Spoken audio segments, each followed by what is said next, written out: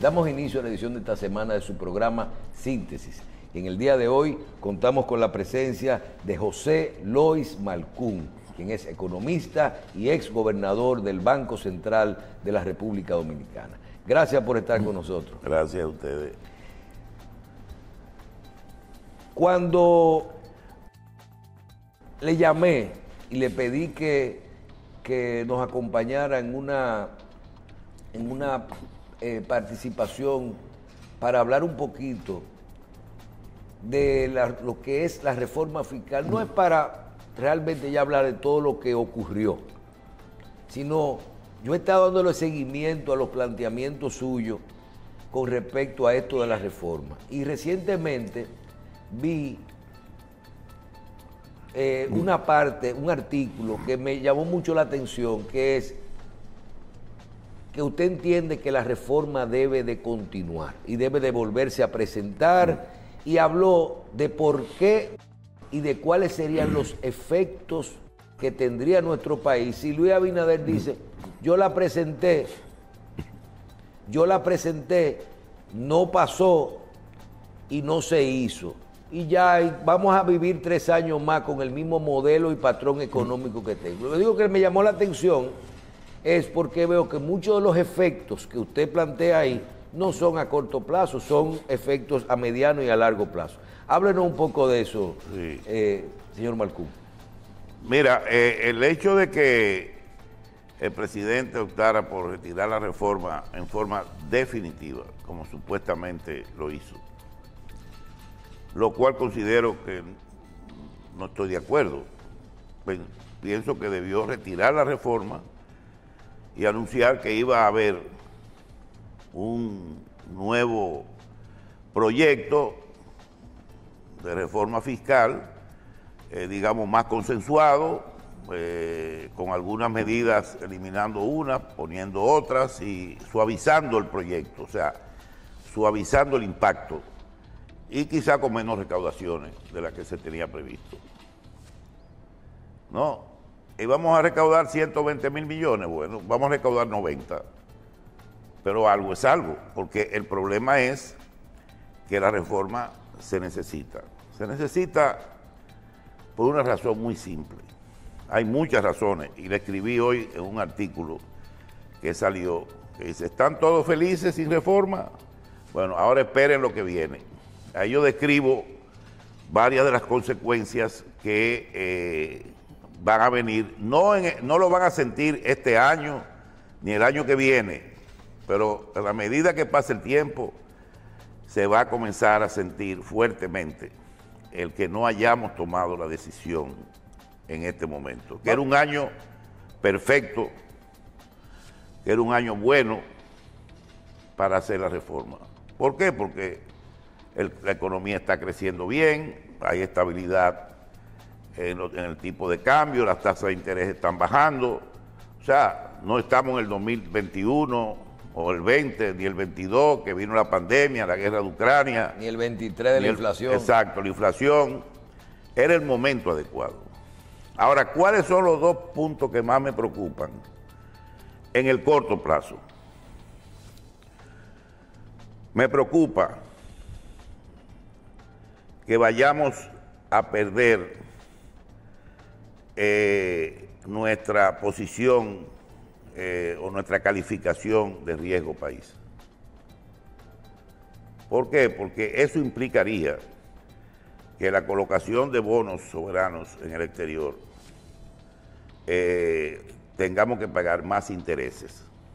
Porque las reformas fiscales, para que la gente entienda, es como si fuera, los impuestos es como los ingresos de uno, como el sueldo. Exacto. Como el sueldo que uno recibe, exacto, es el equivalente a los impuestos para el Estado. Y cuando uno va a tomar un préstamo, si tú no conseguiste un aumento de sueldo, entonces tu calificación... no puedes pagar, tu calificación baja. Entonces la idea era que con la reforma el gobierno fuera desmontando el déficit fiscal, que ha estado en un 3%, 3.1%, lo fuera desmontando 2.7, 2.5, lo que quiere decir que la deuda iba a llegar a un tope que iba a estabilizarse ahí. Recuérdate que hay una ley de responsabilidad fiscal. Pero esa ley no se puede, usted dice ahí en ese artículo que no se puede cumplir No si se no puede, hay... no se puede, ya no se puede cumplir. La ley de responsabilidad fiscal que se aprobó hace 2 meses, que pone un tope a la deuda en el año 2035, tú no puedes cumplirla. Con la situación, con la estrechez financiera que tiene ahora mismo el gobierno y el país, no podría. Y la segunda consecuencia de eso, como te dije, es que los flujos de capitales, inversionistas, etcétera, al ver los riesgos del país, pudieran abstenerse de invertir en República Dominicana. Eso pasa siempre, porque los inversionistas lo primero que ven es cuando van a invertir en un país, hacen una radiografía de la economía dominicana. Ningún inversionista invierte a lo loco. Sabe cuál es la situación. Además, el Fondo Monetario, Banco Mundial, que todos abogaban porque esa reforma pasara. Y tienen 15 años diciéndolo. 15 años repitiendo lo mismo. Hay que hacer una reforma fiscal. Y la otra reforma era la eléctrica, el sector eléctrico. Esos son los 2 puntos principales de los organismos internacionales. Ninguno de los 2 se ha podido hacer nada. Ahí está la situación eléctrica igual. 1.500 millones de dólares en subsidio al año. En fin, yo espero que ciertos sectores influyentes en el país, incluyendo empresarios, sectores políticos, convenzan al presidente de que cambie de opinión y que se trate de consensuar, más o menos, porque consenso total nunca va a haber en una reforma fiscal. Eso no ha existido nunca en ninguna parte del mundo. Yo viví, o a mí me tocó, sacar la reforma la reforma de la seguridad social. Tu papá recuerda bien eso, que me trajo a al programa varias veces. Para sacar esa reforma de la seguridad social, mira, hubo huelga de médicos. Yo me reuní como 10 veces con el CONEP. Me reuní como 15 con los jefes de todos los sindicatos. Fui como 10 veces a la AMD. Fueron 7 meses de reuniones para sacar la ley de seguridad social. Porque tú sabes lo que significa. La ley de seguridad social es casi igual que una ley de reforma fiscal. Las implicaciones que tiene para el sector salud, para la finanza, con el tema de las pensiones. Hoy el día el ahorro nacional, ¿en dónde está? En las pensiones. La pensión. Entonces, fue 8 meses de negociaciones, de lucha para sacar esa reforma. Lo cual el presidente en ese momento me designó para dirigir ese grupo y dirigir ese proceso. Porque para él, eso había sido un sueño del doctor Peña Gómez, y él decía que él quería cumplir ese sueño. La ley tenía 15 años paralizada en el Congreso. 15. Hasta que se logró convertirla en realidad. La reforma fiscal, si no se puede hacer en este año o antes de fin de año, bueno, se hace a principio de año. Tomarse el tiempo necesario para evaluar. Yo mismo tenía desacuerdo con la reforma que mandó el gobierno. Yo lo dije. El presidente presentó la reforma, pero fue como que se hubiera previamente organizado un plan como para acercar, como para atrincherar al gobierno y al presidente, con una cantidad de protestas, críticas, todos los medios cuestionando la reforma, que eso no sirve, que es un disparate, acusando al ministro de Hacienda de que no tiene experiencia, que eso fue una cosa... Bueno, acorralaron, fue un acorralamiento, no permitieron ni que llegara a vista pública la reforma. Pero la vista pública es la forma en que tú presentas tus objeciones a la reforma. Los comerciantes, los empresarios, los industriales, los productores de cine, etcétera. Ahí tú llevas tu cosa, ahí se hubiera modificado la reforma en la vista pública. Y el mismo presidente dijo estoy dispuesto a sentarme a conversar y negociar algunos de los puntos de la reforma. Él lo dijo, pero fue un ataque brutal. Fue así, y entonces obviamente... Era el tema que no solamente fueron los sectores, sino la población, porque él le hizo mucha mención también a que se podían negociar las cosas, pero parece que la población comenzó es que caló, a hacer un rechazo. Caló, inmenso. el ataque fue tan fuerte. Todito dándole... Caló en la población. Caló en la población. Lo que no sabe... Sonaron los tambores. Sonaron los tambores.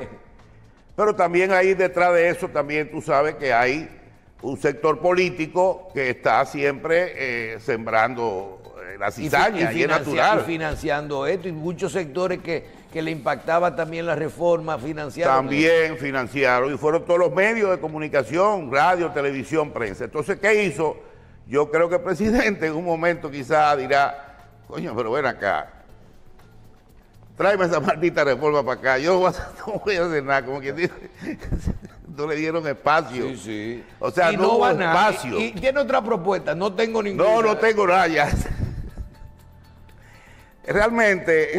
Usted mencionó, para no salirnos del tema, hay dos aspectos de los efectos de no hacer la reforma que yo no quiero que usted lo deje de mencionar, porque realmente cuando lo leí en el artículo me llamó mucho la atención, y es a la gente que recuerde que no hay reforma, por lo que ya no hay aumentos de salarios, por lo que ya no se van a poder mejorar ciertos servicios, o inclusive, y también mencionó a lo que sería ese proyecto de disminución de deuda al 2035, al 2036, con relación a nuestro Producto Interno Bruto, que eso sería, terminaremos con una deuda, seguimos endeudándonos con 3%, y terminaremos con una deuda del 80% del Producto Interno Bruto.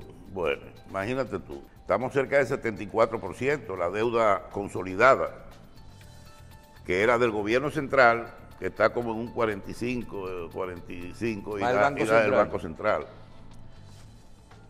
En realidad, yo, por ejemplo, cuestioné que las exenciones al ITEVI, siempre yo lo dije, hay que eliminar exenciones a muchos bienes que no pagan ITEVI y dejar 5 o 6 exentos, que son los alimentos básicos. Pero eso fue lo que hicieron. Yo escribí muchísimo. Pero eso fue lo que hicieron, y no se aprobó. Sí, pero hubo un gran error ahí. ¿Cuál? Que tú no puedes llevar de 0 a 18% el ITEVI de esos productos. Yo siempre dije, hagan eso gradual. O sea, usted decía, por ejemplo, sí, vamos a ponerle... un 6. Vamos a ponerle al mango ITEVI. Vamos a ponerle un 6. A la fruta, exacto. Pero vamos a ponerle un 6%. Un 6%. Y después le dejamos al filete un 18%. Y todo va subiendo gradualmente, o sea, no tirarlo de 0 a 18. Yo decía que las reformas son más digeribles si se gradualizan. Si tú vas desmontando las exenciones gradualmente, 2 años, 3 años, porque la gente lo siente menos, y con el tiempo y el mismo crecimiento de la economía, la gente va ajustándose, ¿no? Porque además otra cosa, el gobierno iba a subir a 2,000 pesos el subsidio del programa Supérate. Sí, pero eso impacta a 1 millón y pico de personas nada más. 1,5 millones de pobres. Pero ¿y ahora cómo lo va a hacer? No, ya no lo va a hacer. Bueno, entonces la gente cree que los pobres son los que pagan el costo de la vida. Eso no es así. La reforma fiscal es el único instrumento conocido en economía hasta ahora, salvo que venga un extraterrestre y demuestre lo contrario. Es la mejor forma de mejorar la distribución del ingreso. Cuando se habló del control del gasto, porque una cosa es una reforma tributaria que nada más busca ganar impuestos, incrementar los impuestos, una cosa es una reforma fiscal. Hay algo que yo no entendí, lo único que yo no entendí de todo esto fue el nombre de modernización. Yo creo que debió plantearse como una reforma fiscal, y vi la parte del control del gasto. El gobierno hizo un plan de austeridad, de medidas de cosas que no se pueden hacer, de fusiones de ministerios, de instituciones, eliminación de otras. Esa parte de sacrificio, la implementación de la ley de responsabilidad fiscal, ¿cómo usted la vio? ¿Esa parte estuvo correcta y suficiente? Claro, y aún falta... ¿Y suficiente? Y aún no, suficiente no. Porque Correcta, pero no suficiente. Y porque a mí Porque tú puedes seguir. Yo lo que vi fue control del gasto, pero yo no vi disminución del gasto. Hay cierta disminución del gasto con lo que acaba de hacer el presidente, que fusionó varias instituciones. Pero eso, ¿qué puede representar? 5.000, 10.000 millones de pesos de ahorro. Tú vas a exprimir más al gobierno. Que el gobierno está gastando en una reunión, en un evento en Bávaro, gastó 500.000 pesos en un seminario. Que por aquí se gastaron 1,5 millones. No fueron 500, fueron 20. 20 millones, lo que sea. Lo que yo pregunto es, bueno, paralicemos todo. No hagamos ningún evento. No viajemos a ninguna parte. Hagamos que el gobierno se restrinja de una manera tal que simplemente cubra sus costos, sus gastos fijos, salario, seguridad social, pero eso incrementa subsidio. La corrupción. No, ¿por qué? Al contrario, mientras menos dinero haya, menos corrupción hay. Pero tú vas a poner al país en una situación donde el crecimiento al final es que va a pagar la consecuencia. Yo te digo sinceramente, tengo mis objeciones a la reforma que envió el gobierno, en eso de la aplicación del ITEVI, con el IPI también, que bajó a 5 millones las exenciones. ¿Usted no lo hubiera bajado? Yo hubiera subido a 12 millones y subo el IPI a las propiedades de más de 12 millones. Eso es progresivo. A ti te iba a afectar y a mí. Pero el que tiene una casita de 12 millones, 10 millones, no lo afecta. ¿Y quiénes son los que tienen casas de 10 millones, 8 millones? La clase media baja. Y alguna media. Pero pobre, ¿qué es una casa? Se dice que una casa... ¿Qué casa cuesta 5 millones de pesos? Cualquier rancho cuesta 5 millones de pesos. Un apartamento de 60 metros cuadrados en la... Exactamente, cuesta 5 millones. Entonces yo te digo, hay cosas que yo entiendo que se pueden mejorar en ese proyecto de reforma, muchas. Cuando tú le dices al pueblo que se aprobó un préstamo de 400 millones para el cambio climático, eso te deja a ti como medio, coño, pero para el cambio climático. Eso no lo entiende la mayoría de la gente. Primero, nosotros somos signatarios en Naciones Unidas sobre la lucha para el cambio climático. Tenemos metas que cumplir que no la hemos cumplido. Estamos en la clasificación D, yo creo. No hemos llegado ni a la C en el cumplimiento de muchas de las requerimientos para la mejora del cambio climático. Pero tú no le puedes decir a la gente que le va a subir el ITEVI a la comida porque el cambio climático Ese es el problema. Pero también el problema es, ¿sabe cuál? Que llueve, hace una llovizna ahí en Santiago y se inunda la ciudad. En Santo Domingo cae una fuerte aguacero y muere gente, las avenidas todas se inundan porque los drenajes no sirven. Esa es la forma de plantear las cosas. Entonces. Es la forma de explicárselo a la gente. Viene un ciclón y arrasa con una comunidad, 2.000 viviendas, y la gente se queda en los refugios 2, 3, 4 años porque no les reparan la casa a tiempo, porque no hay dinero. Y ahí se está creando un fondo de contingencia para desastres naturales. Entonces, son cosas que no se entienden, ¿me entiendes? Entonces dice, bueno, pero me van a subir el ITEVI a estos productos, están pidiendo un préstamo de 400 millones para el cambio climático. Bueno, si la gente no cree en que realmente el clima se está convirtiendo en uno de los principales problemas en el mundo entero, bueno, está bien, como dice, que el presidente devuelva el proyecto, eso lo puede hacer el presidente. Pero son convenios y obligaciones que el país tiene. Y al final eso beneficia a la gente, porque la gente nada más grita cuando viene el problema. Grita cuando no puede salir, cuando se le queda el jodido carro en una calle que está por aquí de agua, con 2 metros de agua. Son muchas cosas, o sea que, en fin, es difícil uno poder, ¿cómo se dice?, armonizar todas esas cosas, porque a veces la gente desconoce que tenemos obligaciones internacionales, tenemos que cumplir lo que firmamos, y eso del cambio climático la gente está subestimándolo, y eso al final de cuentas se va a convertir en el gran problema de toda nuestra querida tierra, que está sufriendo los embates de la naturaleza por todos lados. O sea, la gente no quiere creer en eso. Señor Marcún, si a usted lo llaman y le dice, mira, nosotros estamos convencidos de que el país está convencido de que hace falta una reforma fiscal, pero ya no me lo diga más, ponme ahí la propuesta. Es más, Luis Abinader lo llama y le dice, dame tu propuesta de reforma fiscal para yo compararla ahora, para ver que la voy a poner el año que viene otra vez para no, para dejar una reforma consensuada. Puntualmente, usted como economista y que maneja las cosas, ¿qué cosas usted se podrían plantear? Usted mencionó algo del ITEVI, así medidas como de los cosas, por ejemplo, con relación al ITEVI, a las exenciones y a la misma medida de complementar con los planes sociales. ¿Qué usted plantearía que usted cree que pasara y que fuera viable para la economía? Porque tú no haces nada con hacer una reforma que no, bueno, que no logre su objetivo. Yo haría una reforma sacrificando por lo menos 30.000 millones de ingresos. ¿Cómo? Bueno, gradualizando el ITEVI, como te dije, aplicándolo parcialmente. Usted dice buscar en vez de 120.000, buscar 90.000 millones. Okay. ¿Y cómo subir las exoneraciones al IPI, a la propiedad? Eliminar el turismo, no tocar el turismo. Yo siempre dije, no toquen el turismo y la zona franca. ¿Y qué usted haría con el cine? Le quito las exenciones, gradualmente se las quito, como a muchas empresas. Eso sí, como el alcohol le aplicaría impuestos, y a las bancas de apuestas impuestos, y a la bebida virtuosa impuestos, pero ven acá.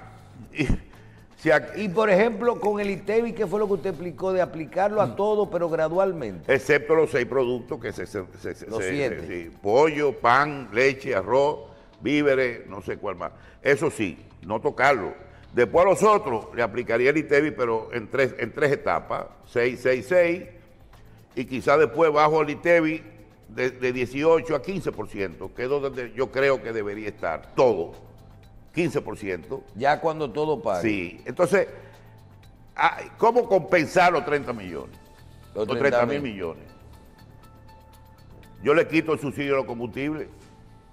¿Por qué el gobierno está gastando 200 millones de subsidios y 300 millones de subsidios al combustible? Pero si no estuviéramos pagando... Que se pague lo que se pague. Ya el petróleo está a $70 el barril. Pero no se va a poner todo más caro cuando tú tengas un galón de gasolina a 350 o a 400 pesos. Pero no va a ser así porque el petróleo está a $70 el barril. Tú di, bueno, mira, si pasa de 80, yo vuelvo otra vez y aplico el subsidio. Pero ahora no, que lo ajuste el precio gradualmente. Ya no tiene sentido subsidiar en los combustibles, ya el tiempo pasó, la crisis pasó, no hay crisis ahora.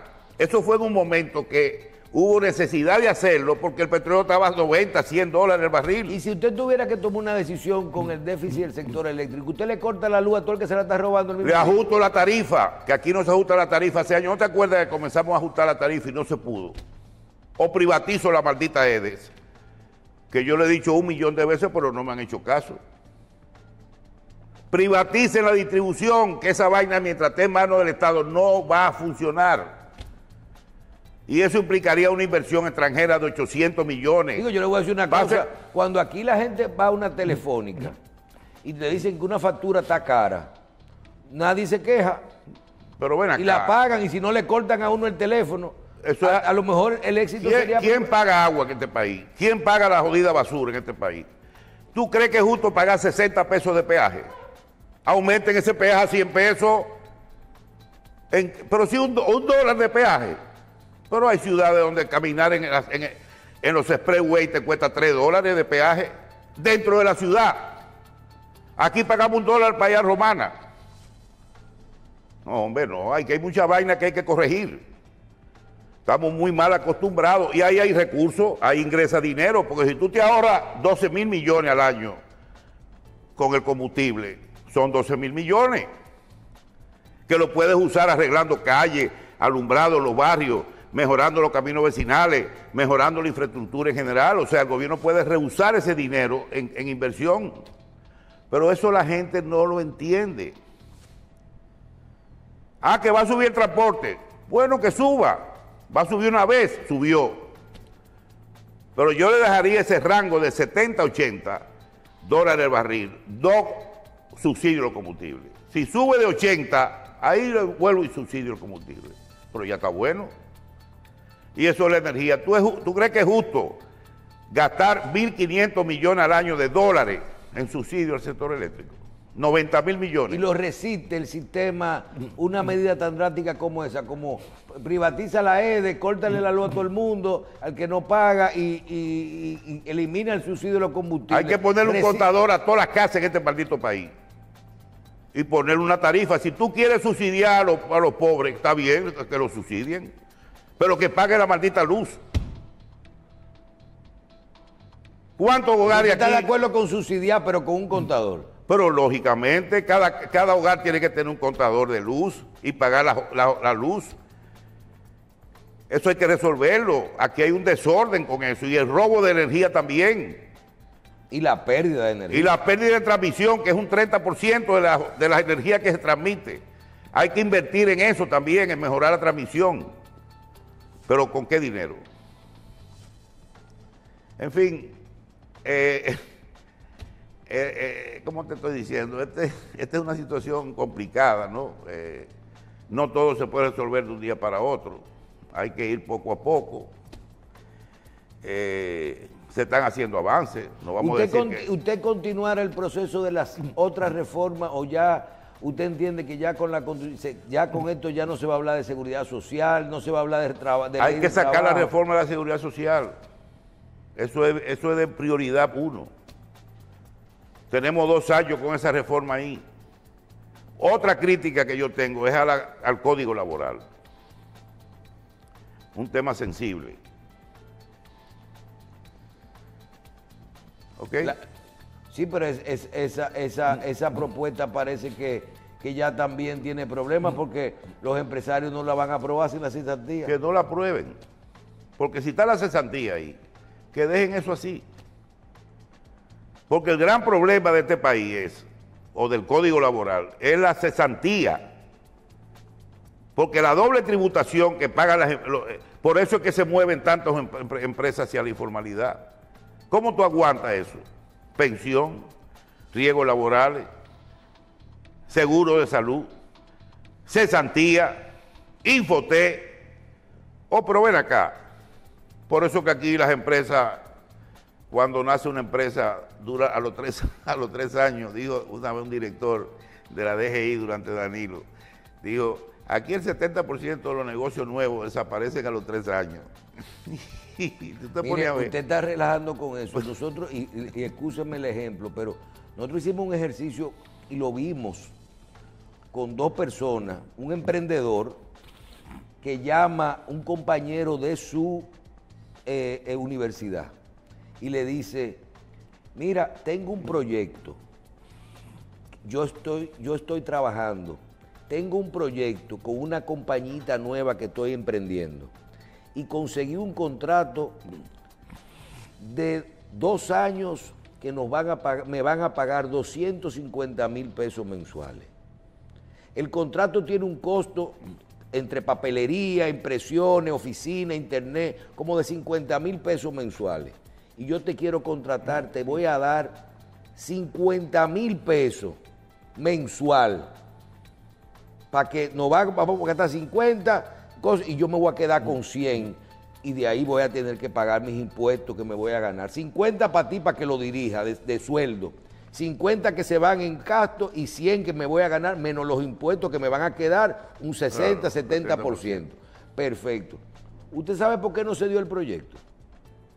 Porque la persona, el amigo, no podía firmar un contrato con su amigo para cobrar un salario de 50 porque los 2 años trabajando le daban la cesantía, el monto que hacía que el proyecto quebrara. La liquidación y el doble sueldo y la liquidación, ¿verdad? Pero sobre todo la liquidación dañaba, no daba para pagar eso. El proyecto no se hizo. Y la persona no recibió los 50,000 pesos. Y la persona no tenía problema con pagar sus impuestos mensuales sobre los 15,000 pesos de diferencia de su seguridad social ni nada. la cesanticia. Y cuando esto termine yo te voy a deber $1 millón de liquidación. Claro, no O sea, puede. Tú sabes una cosa, aquí hay muchas empresas formales, muchas. Y yo puedo decirte igual porque yo soy un asesor independiente que he estado en empresas privadas dando asesoría. Aquí hay empresas que si le incluyes el pasivo laboral, financieramente están en quiebra. ¿Cómo es la cosa? Si tú le pones el pasivo... Aquí hay empresas que tú le analizas la contabilidad y si tú le incluyes todo el pasivo laboral, están técnicamente en quiebra, aunque no quiebran porque obviamente es un pasivo laboral que no se va a dar de una sola vez. Tú no vas a votar a todo el mundo. Dice un amigo suyo que aquí el único que no está quebrado es el que no ha tirado los números. Los números. Todo el mundo Pero está si yo analizo muchas empresas, pues yo la analizo desde el punto de vista económico, no contable, que son dos cosas diferentes. Señor Marcún, usted ha mencionado Haití y habló de trabajo, del código de trabajo, habló del problema de la migración, ha hecho comentarios sobre el tema de las repatriaciones. Y yo quiero esas acciones, su opinión, con esas acciones del gobierno, usted conoce la economía, lo que es un 80-20 de trabajo de los haitianos, lo que es la ley de migración, lo que representa para el sector agropecuario y para el sector de la construcción y otros, la mano de obra haitiana, que no habría crecimiento si eso es así. Y está viviendo el tema de lo que pasa en Haití y de lo que está haciendo el gobierno con una política de repatriaciones fuerte. ¿Cuál es su opinión de cómo manejar el tema migratorio con respecto a la ley de migración y al problema de la mano de obra y del segundo socio comercial que nos representa Haití? Mira, yo hice un cálculo hace unos años, como 3 años, más o menos de qué número de haitianos trabajan en agricultura, en la construcción y los servicios. Y eso lo hice con una muestra, más o menos. Y me dio aproximadamente unos 600,000 haitianos que estarían laborando en esos sectores. O sea que es una mano de obra que es necesaria. 600,000. Sí, unos 600,000. Ponle que de aquí a allá haya aumentado 100,000 más, 700,000. La pregunta del millón es, ¿cuántos haitianos indocumentados o documentados hay en el país? ¿Quién sabe esa cifra? Según un censo que se hizo en el 2012, habían 600,000 y pico nada más. O sea, usted tocaría a los que no están en esos sectores en una primera etapa. Yo estimo que aquí tiene que haber más de 1 millón. Si tú recorres el país... Aquí hay 3 millones de haitianos. Tiene que haber más de 1,5 millones de haitianos. Entonces, ¿cómo me van a decir los bananeros que no deporten haitianos porque necesitan 14,000 haitianos, mano de obra de 14,000 haitianos para... o que la construcción proteste de que se va a paralizar porque están deportando haitianos? Pero ven acá. Usted es muy radical. Pero eso es una mierda. Hay que deportar porque aquí tenemos 1 millón de gente haitianos que no es verdad que están trabajando, ni el país puede emplearlo. No puede. Puede emplear 600, 700,000. Pero ¿y los otros dónde están? Quitándole trabajo a los dominicanos. Pero yo no entiendo. Hay sitios que tú vas y tú lo ves ahí en grandes cantidades. Mira ahí en Friusa, en la zona de Bávaro. Eso tú entras ahí y tú te entras en Haití. Pero ¿en qué? O sea, por eso yo digo, palo si boga y palo si no boga. Que hay que deportar, que el gobierno no está permitiendo entrada de haitianos, que no están tomando que sí o que la frontera, que... Entonces, cuando el gobierno actúa y comienza a hacer deportaciones, que tiene que seguir haciéndolas, a mí no me importa que critiquen o digan que eso lo hace todo el mundo. Los americanos no cogen a la gente y lo montan en un avión de que llegan a la costa y lo devuelven. Los caballos arriba. Oh, pero ven acá. Entonces, eso es un problema. Y ahora todo el mundo está gritando de que no tienen... Pero entonces tenemos nada más 700,000 haitianos aquí. Eso es lo que tenemos. No, hombre. En fin, es difícil temas tan delicados, es difícil, tú sabes, poder conciliar opiniones y entendernos, también con falta de datos, porque hay que hacer un censo y hay que hacer un poco más, cavar más y censar. Y no son todos los problemas juntos que tenemos. Sí, pero estamos avanzando. También no neguemos eso, el país está avanzando. Este país está, porque vamos a la parte positiva, yo no quiero ser tampoco que venir aquí a decir que estamos en el infierno, no señores. Aquí estamos creciendo más alto que todos los países de América Latina. Número 1 en crecimiento. La inflación está en el rango meta, 3.29%. Más uno menos. La tasa de cambio está estable. Que haya mini devaluaciones, normal. O hay momentos en que baja la tasa, normal. Hay una reserva de 15.000 millones de dólares en el Banco Central. 5 meses de importaciones, que está muy bien. Se está manejando, la finanza pública se está manejando con mucha prudencia. El déficit de esta fecha está en 1 y pico % y estamos ya en octubre. Entonces, los ingresos de turismo aumentando, zona franca aumentando, exportaciones aumentando, remesas aumentando. Construcción.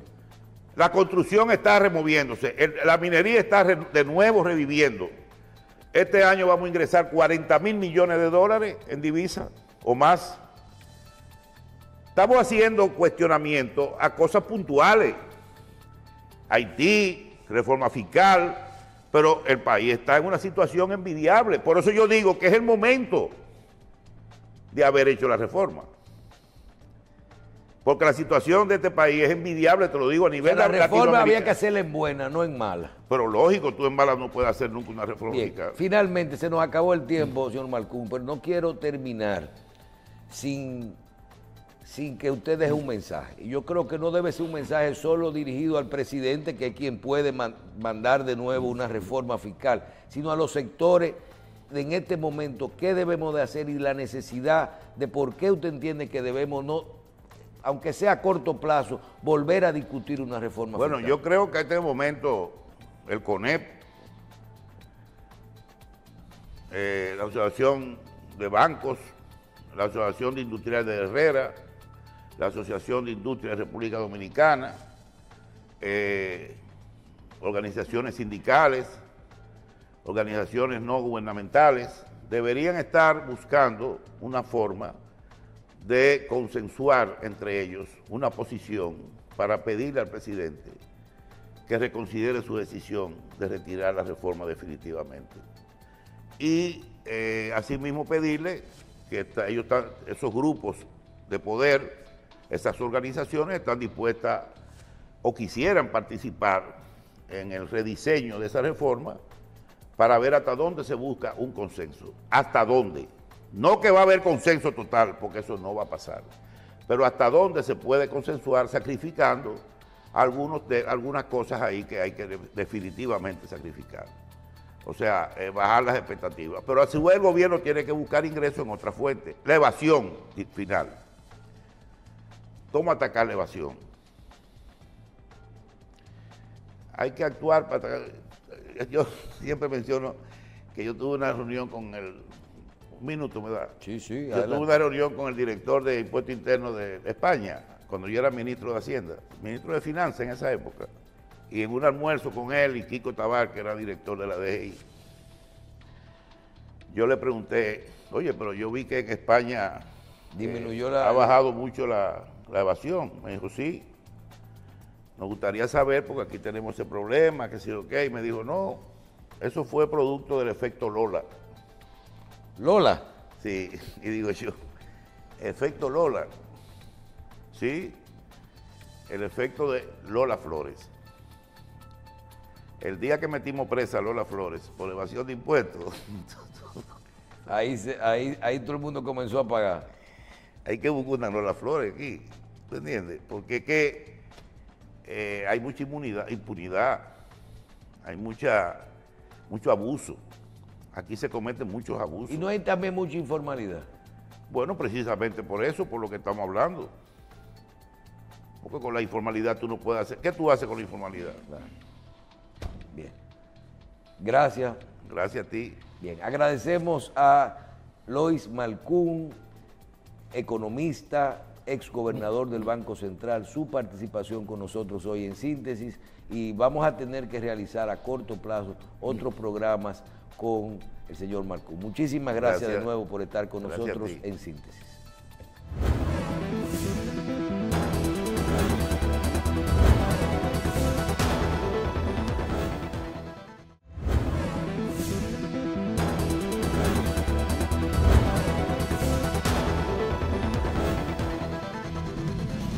Señores, luego de que todos vivimos el proceso de la presentación del gobierno dominicano de un proyecto de reforma fiscal, yo creo que lo que nos queda no es celebrar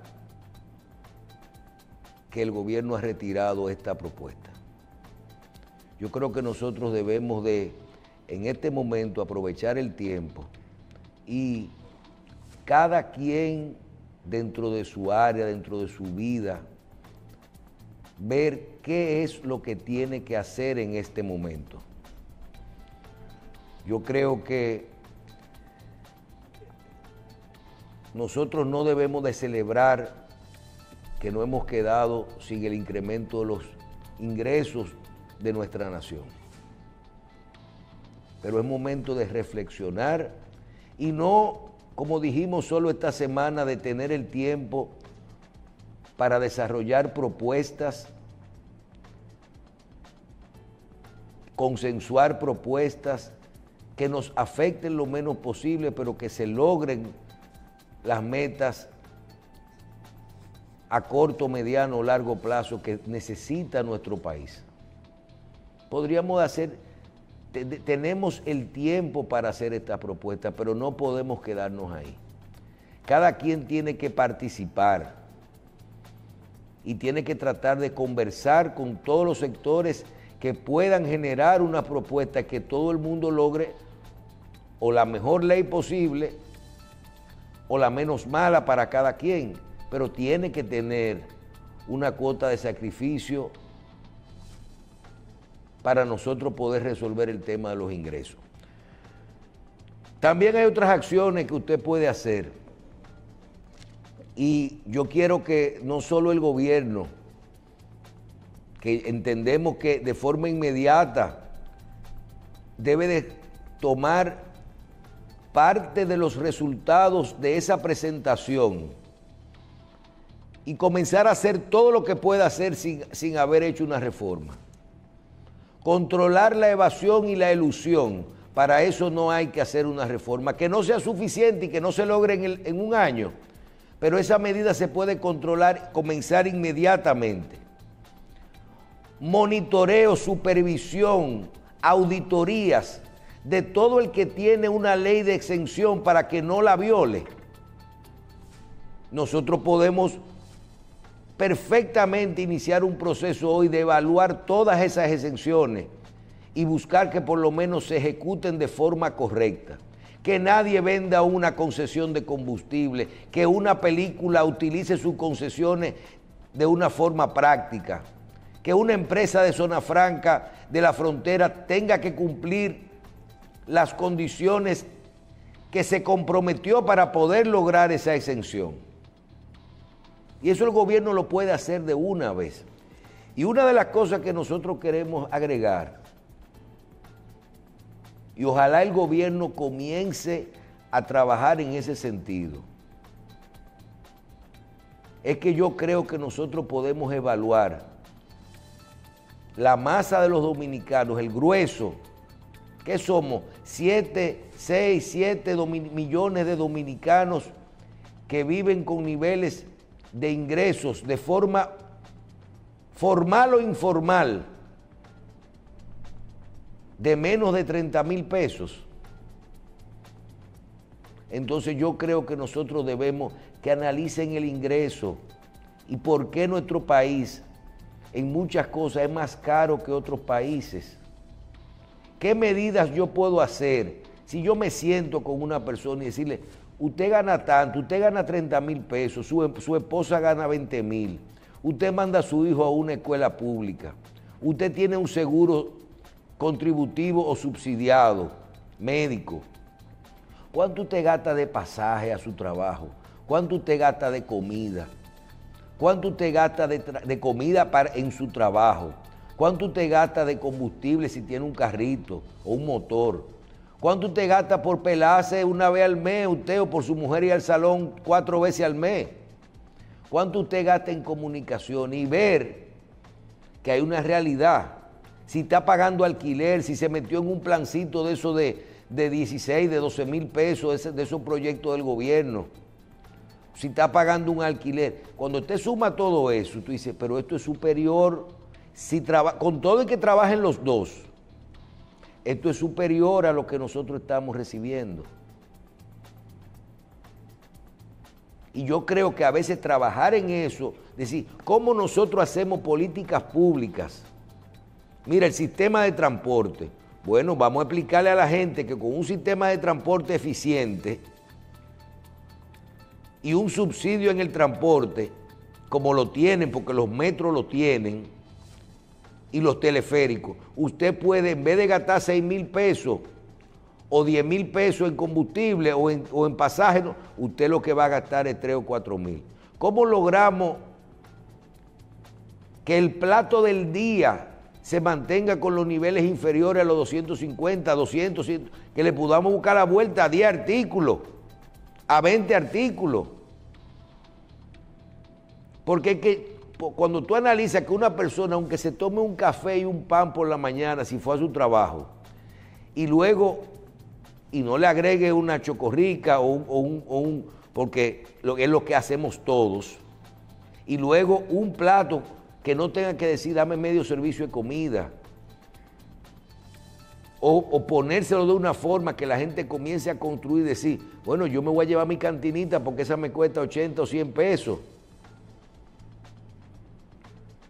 Entonces, ¿cómo hacemos que ese salario, y son de las propuestas que tenemos que hacer? Porque a veces si tú dices, yo quiero poner al pobre a vivir mejor,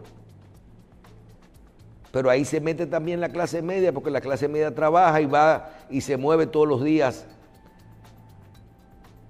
y consume todos los días. También educar un poco.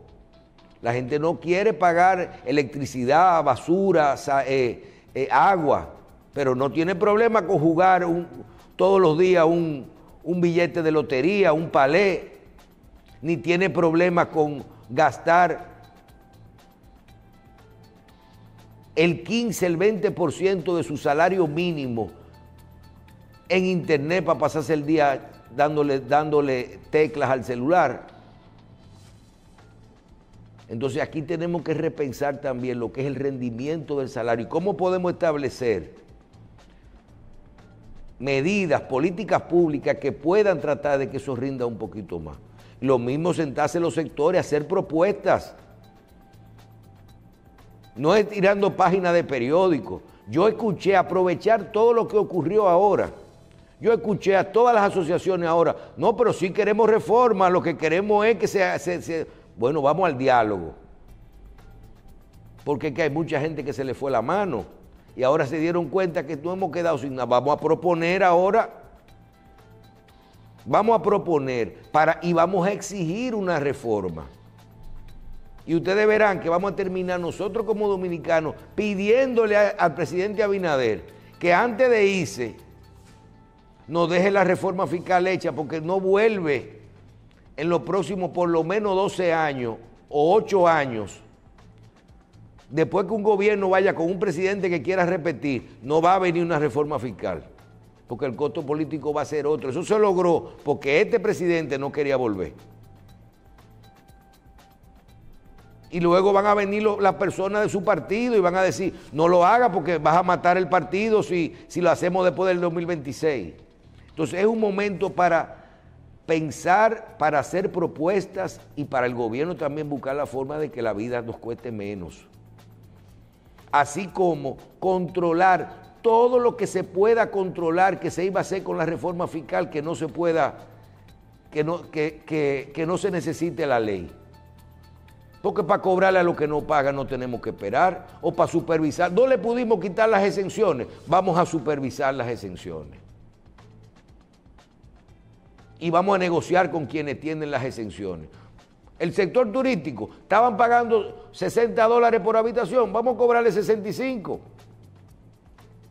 La gente de la ley de cine, vamos a sentarnos con ellos para que no se sigan vendiendo los permisos de exenciones y de deducciones. La gente del combustible, vamos a analizarla. Vamos a sentarnos con la Junta Agroempresarial de productos que dijeron en el Congreso. Pero nosotros tenemos la forma de que se puede ganar más impuestos y tenemos la propuesta de nuestro mismo sector sin ponerle ITEVI a la comida. Entonces, este es el momento de realizar todo esto. Ojalá que esto no se quede en un programa de televisión y en una propuesta. ¿Por qué? Porque nos va a pasar lo mismo que siempre, que lo dejamos todo para último.